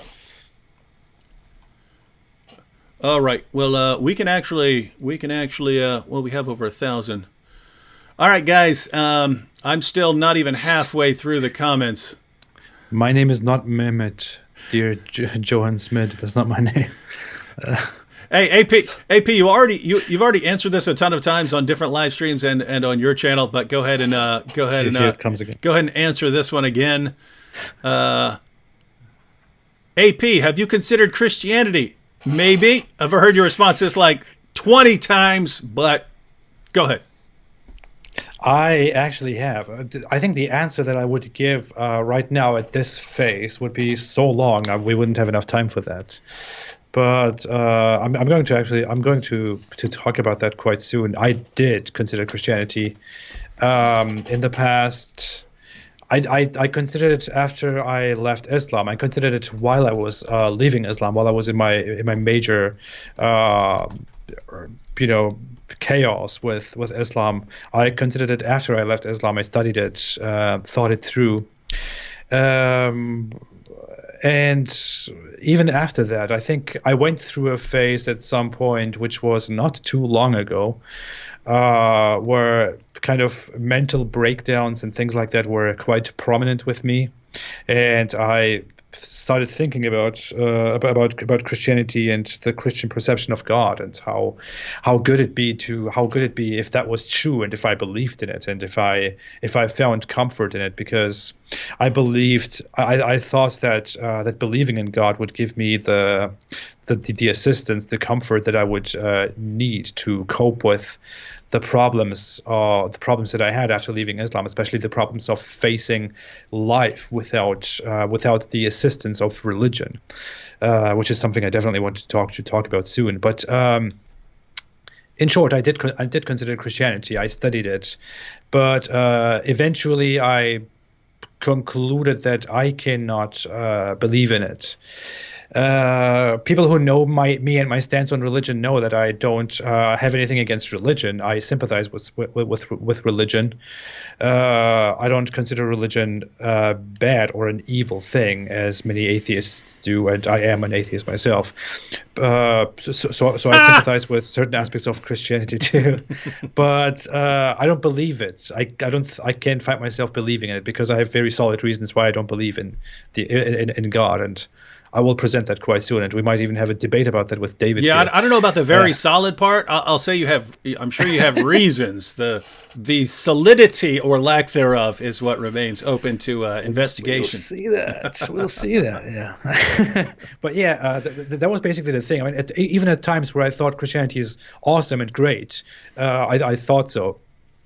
At times, really, I still thought, what is the point of of being part of it if I genuinely cannot believe in it? Wouldn't I be a hypocrite if I started identifying with it while I cannot believe in it? So I really tried very hard to find out if I can believe in it or not, but eventually I concluded that it doesn't work, and then that's where I am. Hope that answers the question. Hope that answers the question. It's been asked several times, even in this, even during this live stream. I haven't been following this conversation here, but I just saw a comment here. Nux is responding to Waleed, says, actually, I'm pretty sure that Allah does have a spirit. I'm going to ask AP and David. Yes, Allah has a spirit. If Waleed is telling you that Allah doesn't have a spirit, then well, matter of fact, hang on. 1 second. I'll pull up a couple. So, I mean, tons of infinite array of passages here in the Quran on this, but chapter 38, verse 72, when I have fashioned him in due proportion and breathed into him of my spirit. Surah 15, verse 29, when I have fashioned him in due proportion and breathed into him of my spirit. Surah 21, verse 91, remember her who guarded her chastity, we breathed into her of our spirit. 66:12, and Mary, the daughter of Imran, who guarded her chastity, and we breathed into her of our spirit. So, yeah, Allah definitely has a spirit that he breathes out. Interestingly, that spirit can take on a human form. The spirit is breathed out by Allah and thus originates from within Allah and is therefore distinct from mere created beings, right? So Allah speaks and something comes into existence, but Allah breathes out his spirit and breathes his spirit into other things. But the spirit actually takes on the form of a man, so much so that when Mary saw the spirit in a human form, she starts worrying that some guys here are about to rape her, right? So the spirit is a conscious, active agent. The spirit is a person, and yet the spirit is breathed out by Allah. So definitely, if Waleed doesn't know that Allah has a spirit, then Waleed's got a problem. Now, what he might be thinking is that most Muslims now interpret the spirit to be the angel Gabriel. That's just a bigger problem. I mean, one, according to the Quran, the Quran doesn't say that the spirit is the angel Gabriel. The Quran draws a distinction between the angels and the spirit. But grant it, go ahead and grant it, because that's what you find in the hadith. Go ahead and grant that the spirit is the angel Gabriel. So let me get this straight. All other angels, God simply says be, and they come into existence. But the one angel, the angel Gabriel, Allah actually breathes out from within himself. So notice you have Allah's eternal speech, which he's speaking out from all eternity, and his speech is co-eternal with him. But as we read in the Muslim sources, Allah's speech, the Quran, also appears as a living person at the judgment to testify on behalf of Muslims. So Allah breathes out his spirit. The spirit can appear in human form. Allah breathes out or speaks out his word, and his word appears in human form. So you have these conscious, personal beings who nevertheless originate from within Allah, and so are different from all of creation. So, yeah, you've got, and by the way, guys, notice the parallel, right? You've got Allah, Allah's eternal word, and Allah's eternal spirit. And the eternal word can actually appear in human form. You guys seeing this? And actually, the Quran appears in physical form as a book. Even though it's the eternal speech of Allah, it appears in our world in a physical form. And while it's in the physical form, it has two natures. It has a physical nature, and then it has its divine nature. Do you see why, we can say that Islam is like a cheap copy of Christian and Jewish doctrines, but just doesn't realize it? And then Muslims, they just ignore this, right? Like Christians read the Bible and they say, wait a minute, we got a problem here, because we've got God, and we've got God the Father, but we also have Jesus, and he's claiming to be some sort of eternal son, and he's claiming the nature and attributes of God, but then we have the Spirit who also has the nature and attributes of God, and yet there's this constant affirmation that there's only one God. We need something to make sense of this. Muslims have the same similar things in their revelations. They just ignore them, right? They don't sit down and say, hey, we need to iron this out and come up with a doctrine that fits all of this. They say, nope, we want to cling to this absolute oneness thing. And so all of this other stuff about the Spirit being breathed out by Allah, we need to ignore that. All these things about, the Spirit giving life, we need to do away with all that. All this stuff about Jesus being the Word of Allah, when the Word of Allah is eternal, and Jesus being a spirit from Allah. All these things about Jesus, and we'll just ignore all these. We'll just pretend this is absolute oneness, ladies and gentlemen, absolute oneness. And so, yeah. Anyway, hope that answered your question there. Yeah. All right. Any comments? We should probably wrap up here in a few minutes. Oh, wait. So now it's funny. I just saw the comment by Nuxa where Nuxa was responding to a lead, but then Nuxa actually put it in a super chat here. So yeah, the answer, Nuxa, yes, Allah does have a spirit. And if you want a ton of the verses, just go to a searchable Quran, look up spirit, and you'll see a ton of passages with Allah having a spirit. So that's indisputable.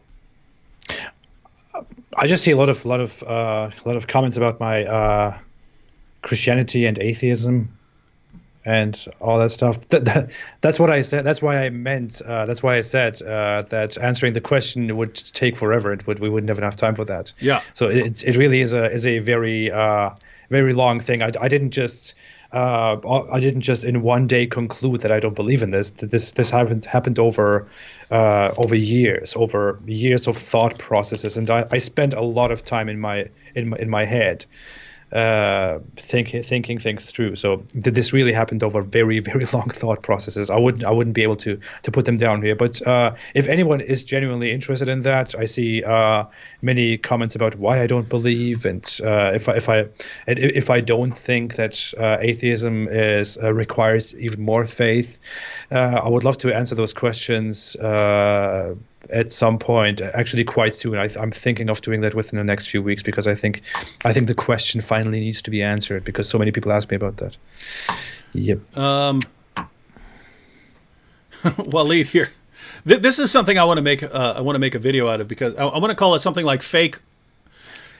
I'm not sure what to call it. I mean, it's a version of the straw man, right? But look at Waleed here. Yea, so Allah is able to do all things, even create a human in a woman without a father. If you say that's why he is God, because he has no father, then Adam is a bigger God according to you. What? I've never in my life met a Christian say Jesus is God because he had no human father. I've never met that. Yeah. Half of the Muslims I talk about the deity of Christ with say that that's what our argument is. I've never met a Christian in my entire life. I've never read an apologetics book that claimed that. I've never seen anything like that. Half of the Muslims I talk to say, aha, well, you're saying that Jesus is God because he had no human father. So, Adam had no human father. I've refuted an argument that you have never once used in your entire life, and you've never even heard anyone. Waleed, why do Muslims need to make up fake arguments and then respond? That's called a straw man in logic, right? You don't attack your opponent's actual position. You don't attack that. You make up something that he didn't claim, but you make it up, and then you attack that and claim to refute it. Where did you get that? You got that from your apologists. Why do your apologists make things up and then attack those? We believe Jesus is God because he claimed in a variety of ways to be God, and because the Old Testament prophesied that someone would be born who would be God. Jesus claimed to be that person, and he rose from the dead, confirming his claims. That's why we believe it. That's why we believe it. It's never occurred to me to say, well, Jesus didn't have a human father. He must be God, right? Because, yes, the same objection would apply. Fortunately, I've never met a Christian so incredibly dumb to say what you've said. Huh? Guys, AP, you have to take over real quick. Okay. Got a little emergency. Okay, go. Answer questions. Okay. Yeah. Well, David told me earlier that his wife was supposed to be out at this time, and he didn't know that. He kind of forgot that was supposed to happen this night. So he told me that at any point he might have to get up and leave and take care of the kids if they have a medical situation. So that just happened. Here I am. That was totally unexpected. I was just reading about all kinds of stuff. Well, okay, let me answer the questions. Najim A said, AP, when is your debate with Ahmed Man? What do you mean with Nadir Ahmed? I have a debate with him on December 22nd. That is in almost 2 weeks. Oh, that is Sunday, next Sunday. Not this Sunday, the other Sunday. I will have a debate with Nadir Ahmed on December 22nd. It will be about the scientific mistakes of the Quran, because I made a big project regarding the scientific mistakes, and Nadir Ahmed came out and asserted in public that he could debunk my scientific mistakes. We had a kind of a back and forth. I said I'm really not interested in debating Muslim apologists. I really don't care about how that appears.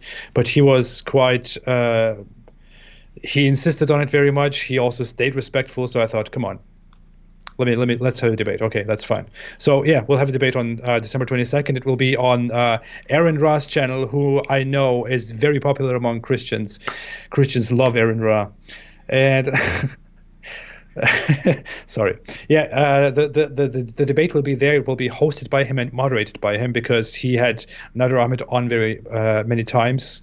He hosted me too, so we could have a conversation all together. So we decided we'll just make him our host and moderator. It will be live on December 22nd. I don't remember what time. I'm actually not sure about the time right now. Anyways, quickly back to David. David is... many of you probably know that David's kids have medical conditions that need constant attention. So someone always needs to be there to take care of his kids, to take care of their heart rate, of everything that is going on. So right now he was just told that our heart rate is declining, which is why he needed to quickly get up and go there and take care of the situation.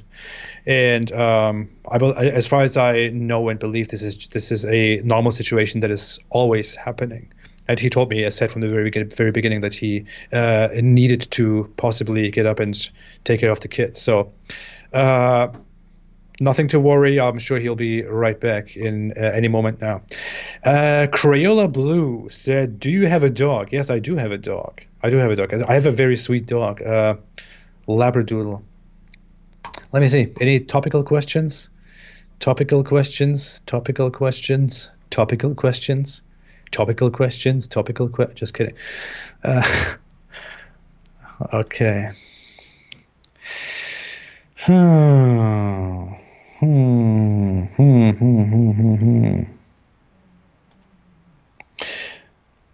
Rimon the Swagger Husky made a super chat and said, Apostate Prophet, Nadir Ahmed is a charlatan, so why debate him? To be very honest, I knew how Nadir Ahmed debates. I know the stuff that he does before and after a debate to his opponents. He wasn't necessarily very nice with me when he first asked me for a debate. He basically said I was running from him and all that stuff, and I didn't even know who he is, which is quite hilarious. I didn't know that he went very dirty with David after they had a debate. He apparently told David that. I don't know, that David had ill children because of his opposition to Islam and stuff like that. You know, stuff that you just cannot say. That was very dirty, very disgusting. I accepted his debate offer in good faith, considering that he was respectful and that he might be respectful with me during the debate and after the debate. I'm not sure how it will go, but I will, for the time being, just honor the agreement to have a debate. And I will be respectful, expect him to be respectful. If he's not respectful, I will probably lose my respect too. I don't know. The Iron Sheikh, debate Mohammed Hijab in a cage. Mohammed Hijab is a very interesting individual. I would never debate a personality like him. I really don't care about debating Muslim apologists. I said from the very beginning that I don't care about Muslim apologists at all, that I don't legitimize them, that I don't consider them defenders of Islam, that I don't think that it adds anything positive or negative to me at my cause to actually have a debate with him, because I don't think that their position matters. Muslim apologists are there to defend Islam, to prove that Islam is morally amazing and true no matter what. And considering that according to the worldview they preach, everything about Islam is entirely perfect, it can simply not be that I would need to get past them in order to prove that there is something wrong with Islam. I don't legitimize Muslim apologists, and I really don't care about some jerk like Mohammed Hijab. SD Rapper said, "Did your dog come with a purse?" That is a reference to David, who, when I told him that I have a Labradoodle, he said, "Does it come with a purse?" David is a hilarious individual, not only here online, not only on live streams. He's also very, very funny in person. He makes it his mission to mock everyone. So he will basically make fun of you if you are his friend all the time. Whenever he finds the opportunity, he will make fun of how people are younger than him. He will call them 12-year-olds and kids and stuff like that. That's how he is. So it's really a very interesting friendship to have with David Wood. It's interesting. Cruz 8R said, "AP, it's a trap. Muslims never come into their agreement." I know. I wouldn't say never, but I know that something might go wrong with that agreement. But it will be okay. Oh, David, you're back. Everything okay? Let me see how to get myself back up on the screen. Yeah. Oh, I mentioned to AP before we started. Scheduled this live stream. Didn't realize my wife was out with her sister. So we have two disabled sons who are downstairs. I have my son down there, but he's supposed to come back and get me if something is going wrong, which it was. So went down there, took care of the problem, done it 100,000 times. Good. It's good. So everything is okay. People were kind of worried a little bit. Oh, they're worried? No. Basically, yeah, my two of my sons have a rare muscle disease. Their muscles don't work, so they even like swallowing. So basically, saliva will run right down their throat and go into their lungs. Well, you have to suction that out. So you have to suction that out pretty regularly and so on. So normally, lots of times they'll be fine for several hours. Sometimes they're not. So had to run down there, and you can see, because there's an alarm that's telling you the oxygen level.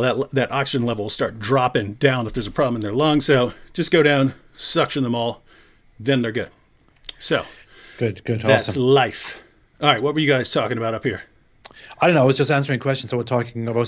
Oh, I was responding. I was responding to this fake argument. All right. So, let me add just one thing on this fake argument. Okay.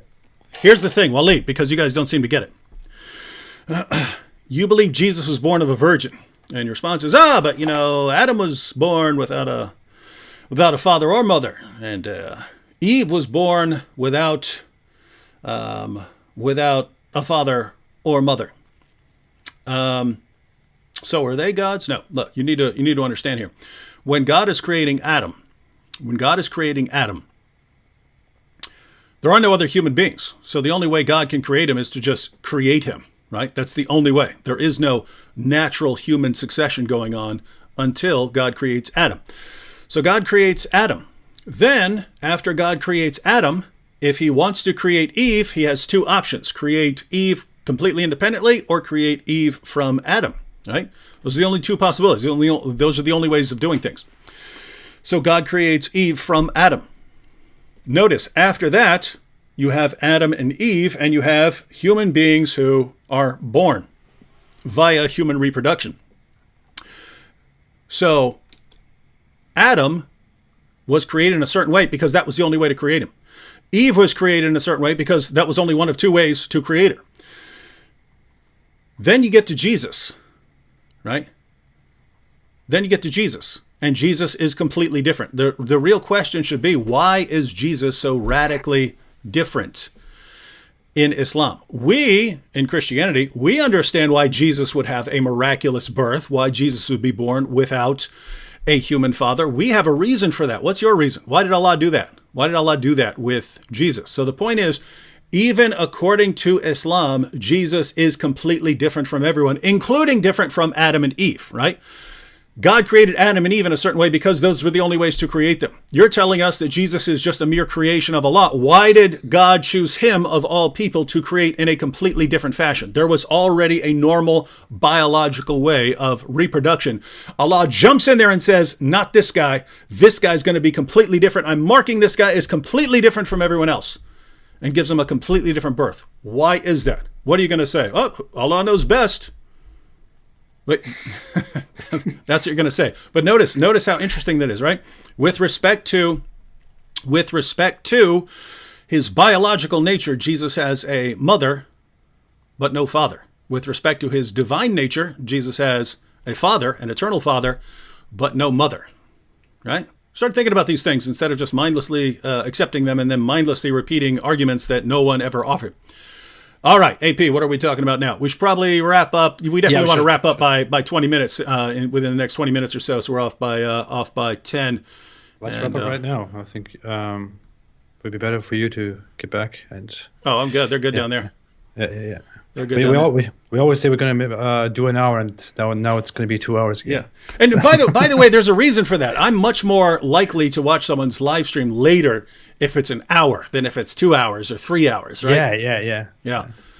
But so I think it's kind of a more watchable situation later. Yeah. We had almost 3 hours on my channel last week. Yeah. Yep. Here you go.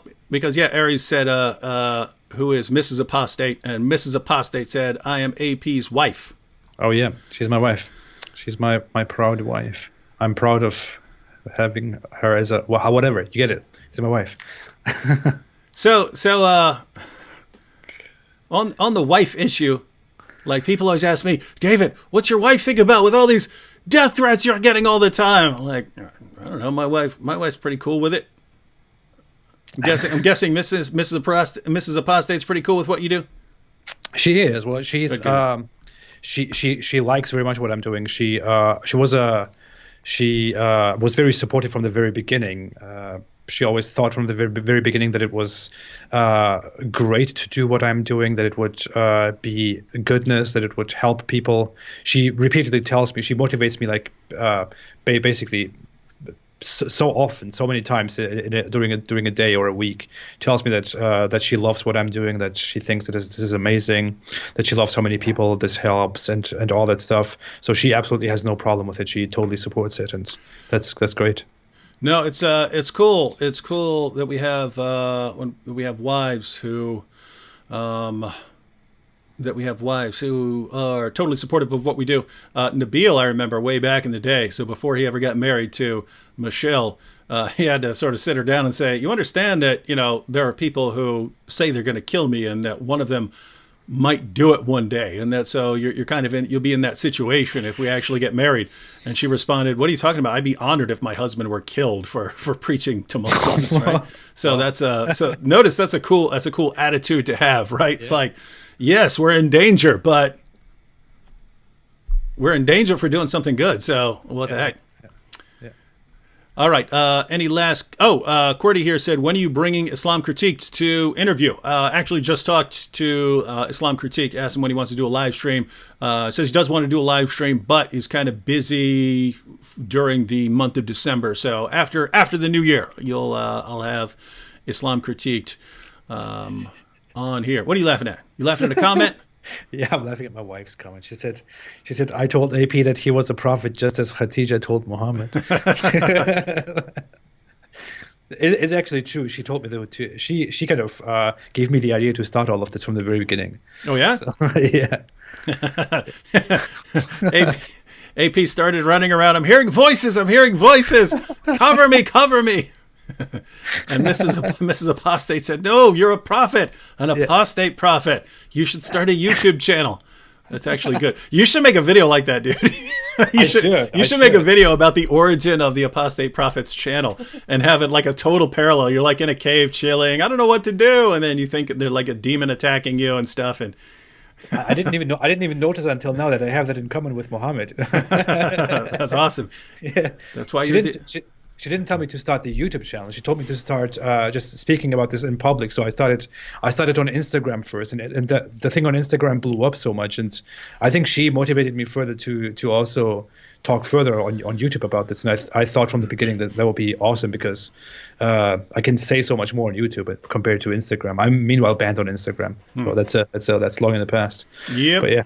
Well, we're might be banned on YouTube as well. That's why that's why we keep trying to make sure that we are totally Sharia compliant, head to toe Sharia compliant, head to toe halal. We respect terrible cultures, and we respect complete moral wickedness as well.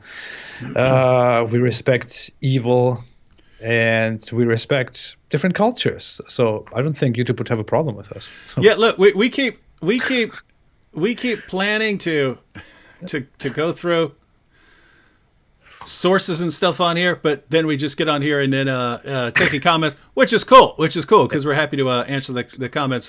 Eric said, David, what is breastfeeding an adult in Islam? I don't know if you weren't following earlier, but yeah, we talked about that.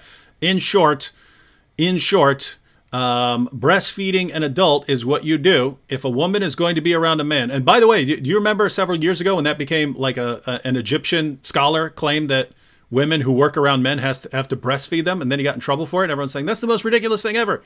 It's like, what do you mean? That's what Muhammad said. But this was in Egypt maybe, I don't know, 13, 14 years ago, something like that. An Egyptian scholar came out and said, hey, if you're working with a man at your job, like you're working at, whatever it is, let's say McDonald's or something like that, you're working beside a man, in order to make sure that you guys don't don't commit fornication or something, you have to breastfeed the man 10 times. And everyone flipped out and jumped all over him. And people who actually knew what's in the Muslim sources were like, nah, that's what the Muslim sources say. But the idea here is if a man is going to be around a woman and they need to make sure that they don't fall into temptation and commit fornication or adultery, the solution that came from the great God Allah to Muhammad and was originally in the Quran until Aisha, who had the only copy, made sure that her sheep ate it. The claim was that in order to keep a man and a woman from committing some sort of sexual sin, the woman should breastfeed the grown man 10 times, and that way she'll be his foster mother, and he won't want to have sex with her. So, by the way, if that's all we knew about Islam, if that is the only revelation we knew about Islam, I think that would be enough. That would be awesome. that would be all of it. Butterside Zero said, David, how about Muhammad meets Jesus? We're going to have Muhammad meets Jesus, but it's going to be different from the Boom Boom Room. We've been planning it for a long time. We've never actually got together and do it because I've been planning to do it after 50 episodes of the Boom Boom Room. So after 50 episodes of the Boom Boom Room, there's going to be Jesus versus Muhammad, but it's going to be like epic rap battles of history, and it's going to be Jesus. Yeah, Jesus versus Muhammad. And, Libertas et Veritas said, AP, I kiss your eyes, brother. And, but he's got the little Muhammad emoji. Libertas, I'm guessing you copied that off the screen. I actually have much higher resolution versions of that. If you want one, send me a message. I'll send you a higher resolution if you wanna make it bigger, because the ones that are in the emojis are sort of low resolution. But I have full resolution pictures. I see it now. Yeah. Thank you. All right, guys. I'm still barely halfway through. Oh, I wanted to actually address this one. This one's good. Swagger Husky said, Muslims always use Deuteronomy 18:15-18 to prove Muhammad, but the same book said that Israelites would not appoint a king who was not one of them. See Deuteronomy 17:15. There are a ton of problems with this. You see some problems with this? What I think about, I just looked into it recently. I was actually writing something about that and kept it for later publishing. But the same chapter says at the end of exactly that section that they cite. What is it? I don't know which part it is, but further on, just a few verses later, it actually gives the Jews the instruction to, if they encounter a false prophet who assumes to speak in the name of the Lord and does not, that they should reject him and possibly put him to death, which is very funny, because by the standards of that exact book, the Jews should have put Muhammad to death if they had the authority, if they had the power to. By all requirements, by all standards of that same book, they should have put him to death. And the funny thing is that the Quran also repeatedly accuses the Jews of being killers, of killing their prophets. Repeatedly, it does the same thing, like they killed this and they killed that and they killed him and him. Obviously, because Muhammad was afraid of being killed by the Jews, which is why he was so paranoid and why he got rid of all of them in Medina. Which is interesting, because that exact Deuteronomy book also tells Jews that they should be doing that they should be putting those to death who preach in the name of God, but yet they don't preach in the name of God. And by their standards, Muhammad was obviously a good example for that, because it also says that you can understand if someone is a false prophet by looking at his prophecies and seeing that a prophecy that he makes does not come true. By Jewish standards, there were lots of prophecies that Muhammad made during his lifetime and after his lifetime that have not come true. But so they should have put him to death. So that Bible verse completely it doesn't legitimize their point at all. It doesn't legitimize Muhammad at all. It is a shot in the own foot for Islam, for Muslims. Mm-hmm. Yeah, and first last put the verse up here on the screen.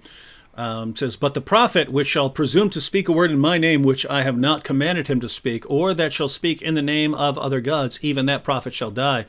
And I pointed out in the past that this is very interesting, because according to Muslim sources, and I have about 50 of them on this, Muhammad did both when he delivered the satanic verses. So notice the story of the satanic verses is that Muhammad was really upset that his tribe wasn't converting to Islam. So he was longing for a revelation that would help his tribe convert to Islam. So eventually the revelation came when he was receiving revelations of the Quran, and the revelations that he received during this time were, "Have you not heard of Alat, Alusa, and Manat, the third, the other? These are the exalted cranes or birds whose intercession is to be hoped for." So in other words, they're the goddesses, Alat, Alusa, and Manat, that Muhammad's tribe believed in. These goddesses were like birds who would carry your prayers to Allah. So you're not treating them as the main God, you're treating them as intercessors. You're treating them as intercessors. You can pray to them, but they'll carry your prayers up to Allah. And so Muhammad received this revelation. He bowed down in honor of it, and his followers bowed down as well. But then the pagans bowed down as well, because they were happy that Muhammad was supporting their goddesses. So that was all fine and well until a little later Muhammad came back and said, "Sorry guys, the devil tricked me into doing that." Now, this was one of the most embarrassing incidents in Islamic history. Basically, for the first 2 centuries of Islam, everyone grants that this happened. And then after that, Muslims solidified a doctrine about God's protecting of the prophets. Whereas for the first 2 centuries of Islam, the view on God's protection of the prophets was that God's going to protect them from persisting in error. In other words, if they fall into error, God's going to bring them out of it. The doctrine changed to that God's going to protect them from any sort of major error. He's not going to allow it to happen. So once the doctrine changed, Muslims rewrote their history and threw out the story. But we know from a historical perspective, that's as good as gold, right? The principle of embarrassment in history is that if people are inventing something about someone, they're going to invent something positive or something neutral that helps them make some other point. Muslims are not going to invent a story about their prophet delivering a revelation from the devil, right? There's no point in doing that. And you certainly wouldn't have tons of Muslims inventing similar stories about that. The point is the only way this is in the earliest Muslim sources is that's true. It happened. It happened and Muslims knew it happened, right? But notice what you had there. Muhammad delivered a revelation that didn't come from God, And he spoke in the name of other gods. He promoted polytheism. What does Deuteronomy 18:20 say? But the prophet which shall presume to speak a word in my name, which I have not commanded him to speak. So if you say something came from God and it didn't come from God, or if you speak it in the name of other gods, that prophet shall die. So this is just amazing because this is the main Islamic prophecy from the Old Testament. Deuteronomy 18, verse 18. Some Muslims, when they're quoting it, will quote all the way to verse 19. But they don't quote verse 20. Why? Because according to verse 20, Muhammad's a false prophet who would have been stoned to death. Yeah. So it's just amazing that the main prophecy they go to show that Muhammad, and why do they do this? They do this because according to the Quran, Muhammad is prophesied in the Torah and the Gospel. So they have to find something in the Torah and the Gospel to show that Muhammad's a prophet. The best case they've been able to come up with after 14 centuries of looking is Deuteronomy 18:18. And just 2 verses later, we find out that Moses would have stoned Muhammad to death as the most obvious false prophet in history. And that's their best. So their best case is one where if you can just keep reading 2 more verses, you find out that Muhammad would have been stoned to death. This is Islam. Yep. All right, what do we got? A couple minutes. Any last minute comments? No. Someone said Faye Qureshi said, AP, what's your favorite verse from the Quran? But I have so many favorite verses. I don't really know which one. Yo, you should make a video titled "My Favorite Quran Verse" because I made one like that. It did well. I still get lots of views from it years later. Oh, yeah, I should. So do that. those would actually feed off each other. In other words, when mine's up, when someone's watching mine, yours will pop up as a suggested video, and when yours is up, mine will pop up as a suggested video. I should do that. That's a good idea. Yeah, so I think I said my favorite Quran verse is you said the Surah 33. Yeah. Yeah. That's funny. But it's funny because when I did it, I gave a ton of extra information, right? So I was like, you may think that my favorite verse is, and then I talked about a bunch of other stuff, or you may think it's, and then I go into other stuff. But no, my favorite verse is from Surah 33. You know, the chapter where 2/3 of it came up missing. This is the same chapter where you have, the Zainab story and stuff like that, and Muhammad saying that he's the one who's allowed to have, more wives than all his followers. So just giving constant information, extra information in there. But I think the Quran verse that I most reference is 9:29. I think that's the verse that I use the most. Which one? Chapter 9, verse 29. The one about the jizya, about fighting certainly an important one. Disbelievers. That's one of the ones I quote most frequently as well. That's the one where I made a video years ago called three Quran verses every Christian should know. That's probably like my number 2 or number 3 all time top video. For some reason, it took me almost no time to make. I just jotted down 3 verses and made the video and got like 2 million views or something like that. But yeah, 9:29 is one of the 3 verses I tell Christians that, look, you all need to know this. That does not happen. That happened to me about my with my Kaaba video. I do this thing sometimes. Honestly, everybody, what goes on here behind the screen is really weird. I put so much effort, so much research, so much time into a project, and I think, wow, this is amazing. I'm gonna finish this and publish this, and then I put it out there, and it's like, it doesn't get very much attention, and I'm like, what is this? Yeah. I thought this was important, and then I make a different video, like my most popular video, which currently has 870,000 views or so, which is about the Kaaba.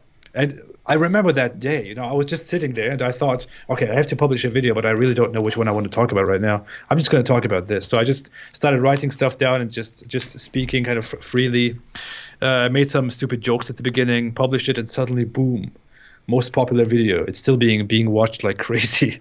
I have no idea how that happened. Yeah, that is something. Probably all YouTubers experience that. I know I've seen Steven Crowder comment on that, where he said we would spend 2 weeks working on a video and no one would watch it and stuff like that. But I've had that experience where that 3 Quran verses every Christian needs to know. I was on my way back from Manhattan to the Bronx on the subway, and I was like, gosh, I need to make a video today. It's got to be something quick and easy. What do people click on? They click on something like 3 something. You need to something, right? And so I was all right, 3 Quran verses every Christian should know. And so I just jotted down the Quran verses. I went in there, I recorded, I posted it. The sound is not great. The video quality is not great. And then millions of people watch it. And then other videos, some videos I will spend years working on. And it's not like I do nothing but work on the video for years. I'm not saying that. I'm saying I'll come up with an idea, but then I don't make it. And then like 3 or 4 months later, I'll think of something cool that would work in that video. And then, another 3 months goes by and I'm like, oh, I just came up with an awesome source that would fit in there. And so I'll piece this thing together over years. And then I'll work on putting everything together and the graphics together. And so I finally put it all together and then flop. And so it's just, that's YouTube for you. Fortunately, it's all coming to an end because we've got so much hate speech on our channels. And we are now better people. We are respectful. The Holy Sword of Light said, AP and David live in the same apartment and they Skype each other on live stream. That's what we actually do. We moved together. I moved into to David's family home. So when we're done here, we still talk like for 5 minutes on Skype. Say, hey, so this that whatever, and then we're like, so good night, see ya. Ali Dawa's next video: David Wood and Apostate Prophet admit they live together. Yeah. And AP supports incest. Oh, hey, actually, invitation. Guys, just so you know, I've been telling AP. He said he's interested in moving at some point. I said, hey, you move anywhere near me, we'll just go live every night. We'll just go live every night, side by side. I'll build a little studio, and we'll just go live every night and start taking calls. All right, guys, we're gonna go ahead and wrap it up right now. You still got people talking about you here. I hope AP finds Jesus, and he will be able to say, "It is well with my soul." Well, guys, whether you're atheist or Christian or Muslim, if you're a Muslim, you should be afraid no matter what AP does, because atheist AP is obviously going to be coming after your prophet. Christian AP would be coming after your prophet. Either way, AP's coming after your prophet.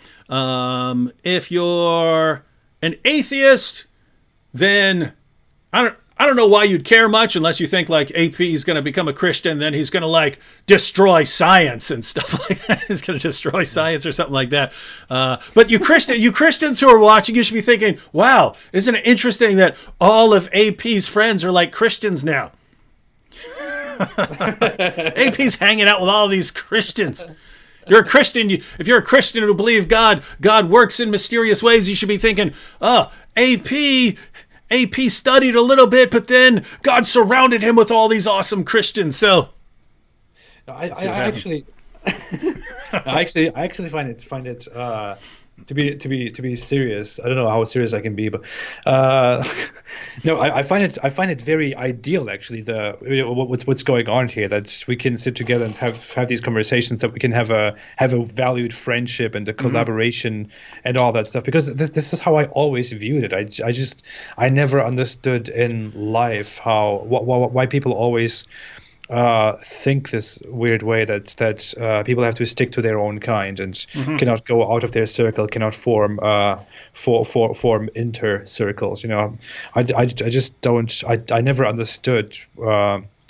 I do understand why people think that way. It's not that I understand. I do totally understand why people think that way. I just don't think that way. I don't respect that way of thinking very much from my perspective. So to me, it was always the best thing to do, to just interact and to mix and to talk and to, sit together and have proper conversations, even if our worldviews are totally different. So I totally love this. Dear Christians, I love being with you. I love talking to you. I love communicating with you, being valued by you, valuing you.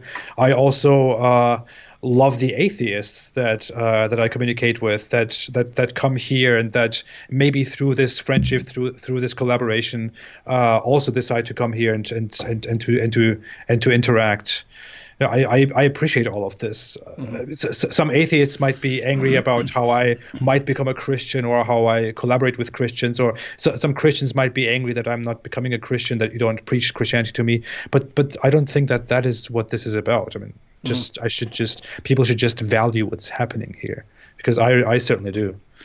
Yeah, guys, we've talked about this before. I am politically in the West right now. It's supposed to be, hey, either someone has to agree with you completely, or you have to be trying to destroy them constantly. Never let them hear the end of anything. That's never occurred to me. I've mentioned before that, if I'm in a room with an atheist and a Muslim, I'm agreeing with some of those guys or none of those guys, but depending on what the topic is, right? If the topic is whether Islam is true, I'm going to agree with the atheist that Islam is not true.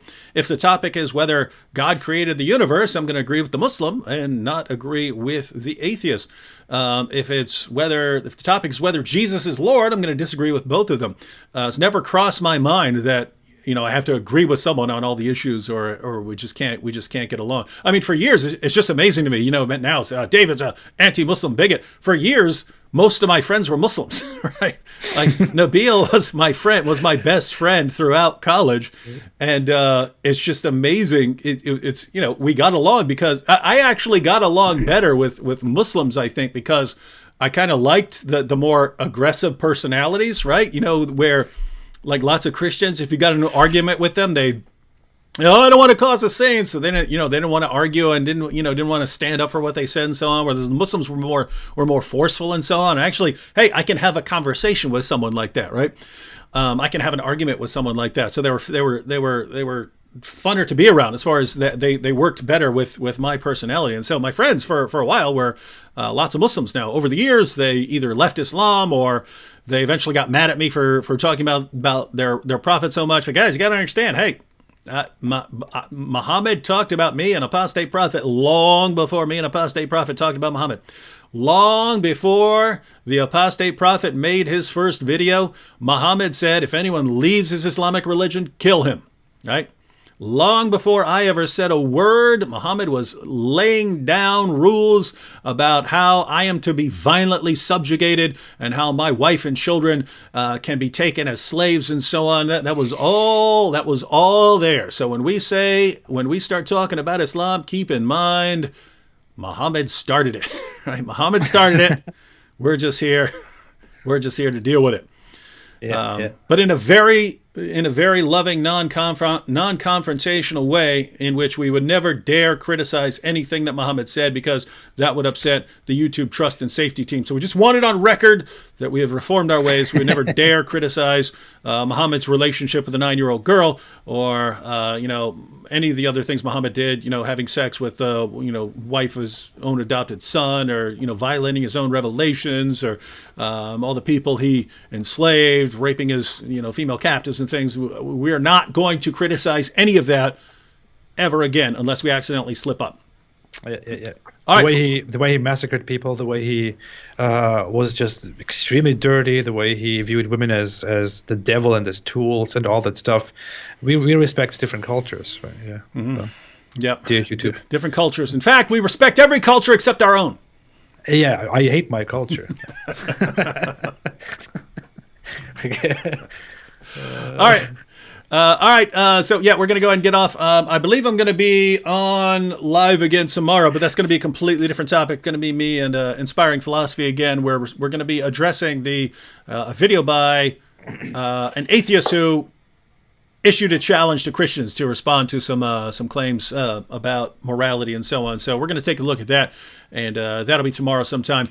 Say hello to Inspiring Philosophy from an atheist.